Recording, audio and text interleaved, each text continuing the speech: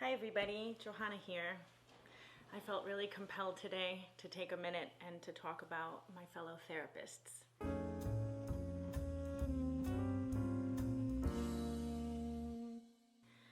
Right now, the whole world feels a little bit upside down, and I'm watching my colleagues, my loved ones, my friends, my community of helpers try really hard to balance the impacts that everything is having on them in their lives, whether they have a sick loved one, whether they have kids at home that they're schooling, whether their spouse can't work from home.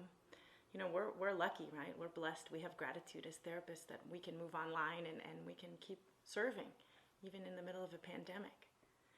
I went online the other day and I was looking at a wall of a lot of helpers, and I can tell you something. So many of them are burning out.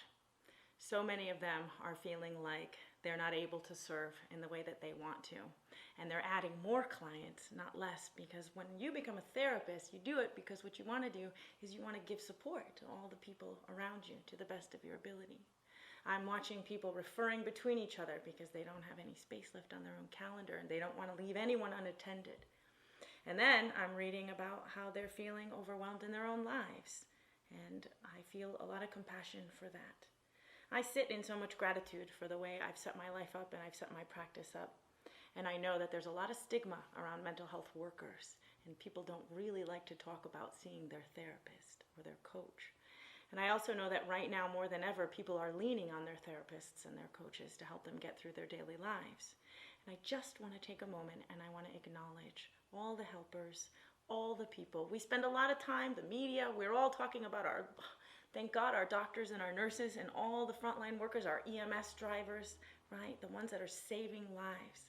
And I just want to make sure that we take a moment and recognize that another frontline worker is your psychotherapist, your marriage and family therapist, your social workers that are out on the streets right now, wearing their masks and checking up on their clients. We're here as a silent support for all of you. So, if you have a therapist in your life, whether you're seeing them for yourself or whether they're a family member or a friend, take a moment and check in with them, please. And just say, how are you doing? How are you faring? You know, our discipline is to not take a position on things. Our discipline is to say, okay, things are going on around me in the world, but I'm going to take that and I'm going to compartmentalize so that I can really support you. And for us to continue doing that, I think it's important that we have some acknowledgement. I have so much gratitude for all the support I have in my life, and I hope that we can all offer support to each other in a really good way during this trying time.